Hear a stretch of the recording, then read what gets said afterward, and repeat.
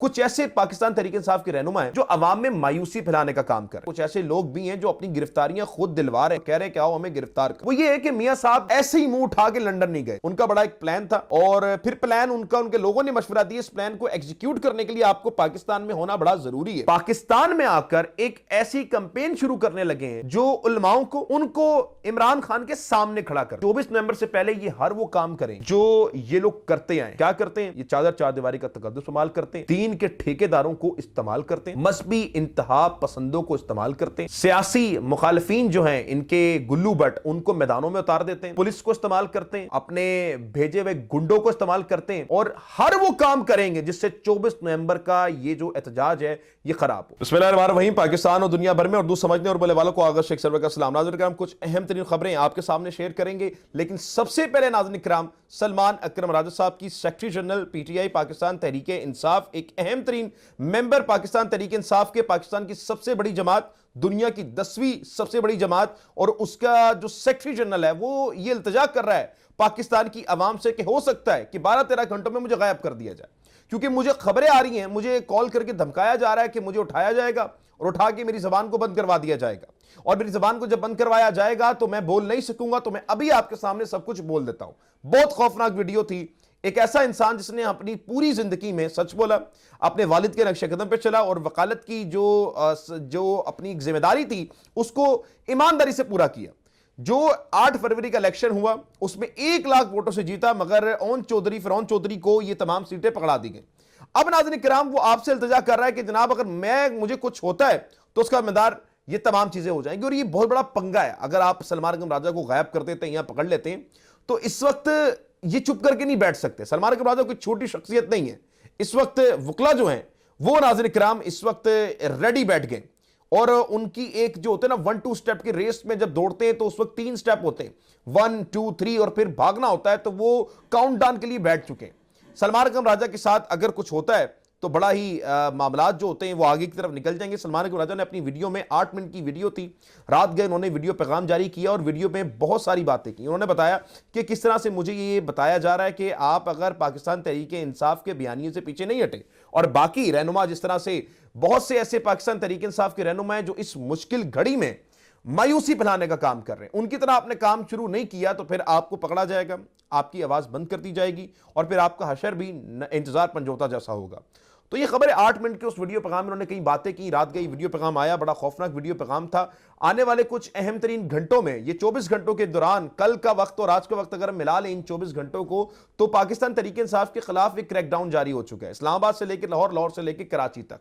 मेरी इत्तलात के मुताबिक जो पंजाब के हालात हैं, जो मैंने रिपोर्ट्स मंगवाई हैं, उसके मुताबिक तकरीबन जो है नाज़रीन किराम 208 जगहों पर पंजाब में, मैं पंजाब की बात कर रहा हूं, 208 जगहों पे कल रेड्स हुई हैं और रेड्स करके लोगों को छापा मार के उनकी तलाश जारी कर दी गई है, जिनमें से तकरीबन भी 12 से 13 लोगों को गिरफ्तार किया गया। अब इनकी इत्तलात ये आ रही हैं कि जनाब कुछ ऐसे भी रहनुमा हैं, और ये मैं समझता हूं कि इनका नाम लेना बहुत जरूरी है, लेकिन फिल वक्त मैं समझता हूं कि अभी इस वक्त इनका नाम नहीं लेना चाहिए, और आने वाले वक्तों में आपके नाम भी बताएंगे। कुछ ऐसे लोग भी हैं जो अपनी गिरफ्तारियां खुद दिलवा रहे हैं और कह रहे हैं कि आओ हमें गिरफ्तार करो। कुछ ऐसे पाकिस्तान तहरीक इंसाफ के रहनुमा हैं जो अवाम में मायूसी फैलाने का काम कर रहे हैं। 24 नवंबर से पहले अवाम को इस बात की तलखीद की जा रही है कि कौन निकलेगा घर से बाहर।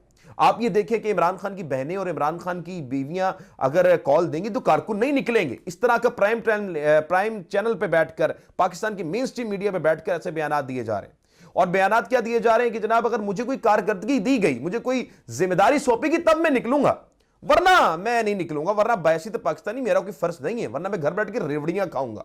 इस तरह के बयान दिए जा रहे हैं। दूसरी खबर नाज़रीन किराम सबसे बड़ी खबर है, और ये खबर है कांग्रेस की। जो अमेरिकन कांग्रेस है, 54 के करीब अरकाने कांग्रेस असेंबली के, उन्होंने जनाब खत लिख दिया है और जो बाइडेन को खत लिखा है कि जो रजीम चल रही है पाकिस्तान तहरीक इंसाफ के खिलाफ, उसके खिलाफ कार्रवाई की जाए, और कार्रवाई में जनाब जितने भी सियासी कैदी हैं उनको निकाला जाए। इमरान खान के खिलाफ जो बयानात हैं, मुकदमात हैं, झूठे मुकदमात बनाए गए हैं, उनके ऊपर आपको स्टांस लेना पड़ेगा, और ये स्टांस बड़ा जबरदस्त लिया है कांग्रेस ने। आपके सामने बरतानवी वजीर खारजा का बयान आया इमरान खान के ऊपर, और इमरान खान के ऊपर उन्होंने कहा कि जो उनके ऊपर इस वक्त जुल्म व बर्बरियत हो रही है इसको रोकना होगा।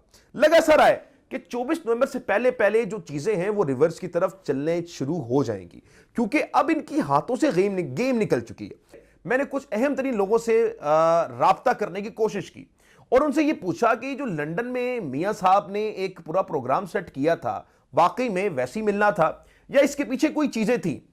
जहां तक मैंने राब्ते किए, लोगों से बातचीत की और बातचीत करने के बाद जो मैंने अपना एनालिसिस तैयार किया वो ये है कि मियां साहब ऐसे ही मुंह उठा के लंदन नहीं गए थे। उनका बड़ा एक प्लान था और फिर प्लान उनके लोगों ने मशवरा दिया, इस प्लान को एग्जीक्यूट करने के लिए आपको पाकिस्तान में होना बड़ा जरूरी है और वो इस वजह से पाकिस्तान वापस आ रहे, वरना उनका कोई प्लान नहीं था कि वो पाकिस्तान आए।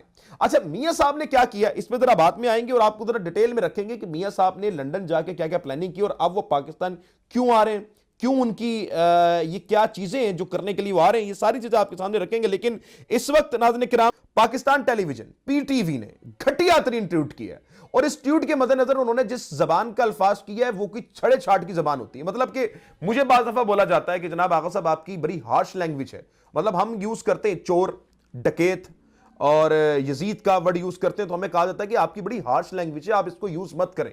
अभी जो रिसेंटली वर्ड यूज किया गोंगलू का, उन्होंने बोला कि जनाब आपने ये बड़ा हार्श वर्ड यूज किया, बदतमीजी के जुमरे में आता है।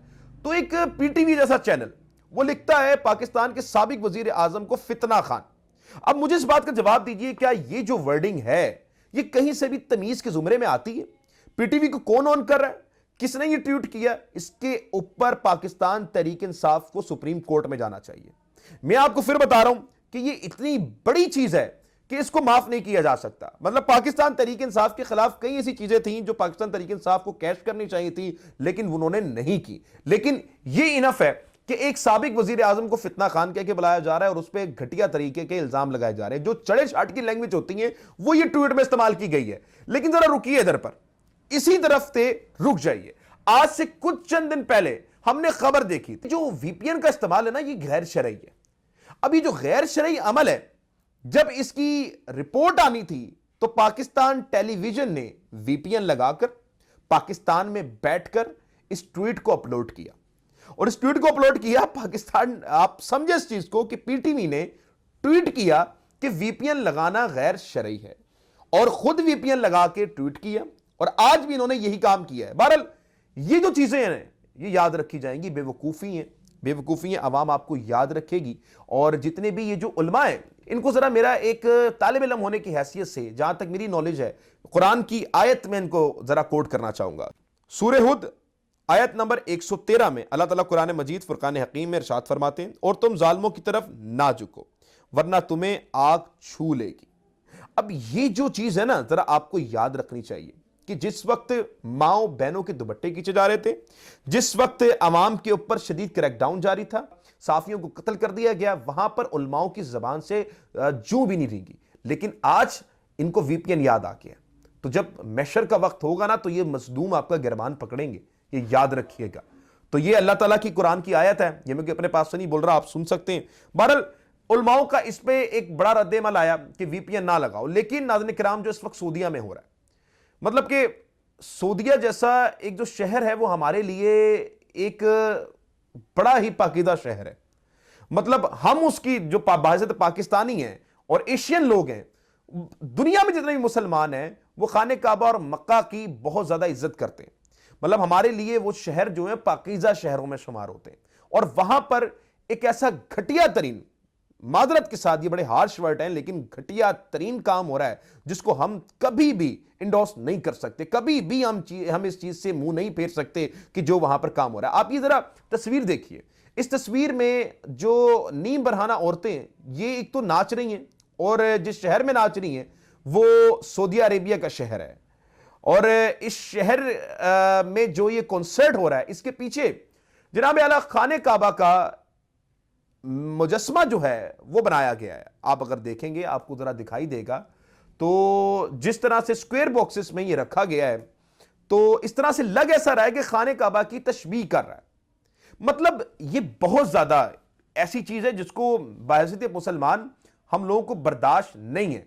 लेकिन इसमें पाकिस्तान के उलमाओं का कोई बयान नहीं आया, कोई मजम्मत नहीं की, किसी किस्म की कोई चीज नहीं की, क्योंकि वो जानते हैं कि सऊदी अरब को कुछ कहना या ऑफिशियली उनके पर बयान देना उनको अगर उन्होंने को सऊदी अरब के खिलाफ कोई बयान दे दिया तो फिर उनका जो है वो तिया पाचा हो जाएगा। आगे चलेंगे और आगे जो खबर है वो है मियां मोहम्मद नवाज शरीफ साहब की। इमरान खान साहब के खिलाफ मियां मोहम्मद नवाज शरीफ साहब और पाकिस्तान मुस्लिम लीग नून पाकिस्तान में आकर एक ऐसी कैंपेन शुरू करने लगे हैं जो उलमाओं को और जो इंतहा पसंद हैं उनको इमरान खान के सामने खड़ा कर देगी और ये पूरी कोशिश करेंगे, अंत तक मेहनत करेंगे, किसी तरह से किसी मसबी सियासी तहरीक को हवा दी जाए, किसी चीज को हवा दी जाए और उनको सड़कों पर निकाला जाए और इसके बदले में यहां से पाकिस्तान तहरीक इंसाफ और इनका एक आमने सामना हो और जिससे इंतशार फैल जाए। क्योंकि सारी गेम हमारे पास निकल चुकी है, जाते जाते गंद और गू करके जाऊंगा जो मैं हर बार करके जाता हूं।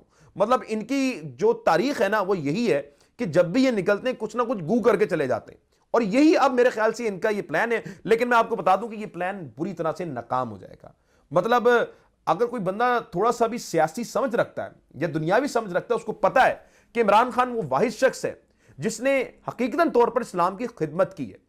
रहमतुल्लिल आलमीन कॉन्फ्रेंस इसने बनाई, पाकिस्तान के बच्चों में आप सल्लल्लाहु अलैहि वसल्लम खातिमुन नबिय्यीन की तालीम इसने आम की। उनकी शख्सियत को पढ़ो, उनकी शख्सियत को पढ़ोगे तो आगे बढ़ोगे। ये इमरान खान के काम है। यूएन में जाके दिलेरी के साथ, जहां पर यूनानी मौजूद हैं, जहां पर यहूदी मौजूद हैं, नसरानी मौजूद हैं, उन सबकी आंखों में आकर डाल के बोलना कि मोहम्मद रसूलुल्लाह मेरे दिल में रहते हैं और यह कहना कि ला इलाहा इल्लल्लाह मोहम्मद रसूलुल्लाह। और मेरे पास दो चॉइसेस रह जाती हैं, अगर आप कश्मीर का मामला नहीं तय करते, मैं या तो लड़ूंगा या तो सरेंडर कर दूंगा और मेरा बिलीव ला इलाहा पर है। तो यह काम सिर्फ इमरान खान ने कहा है, इनकी हालत नहीं है कि यह कहना।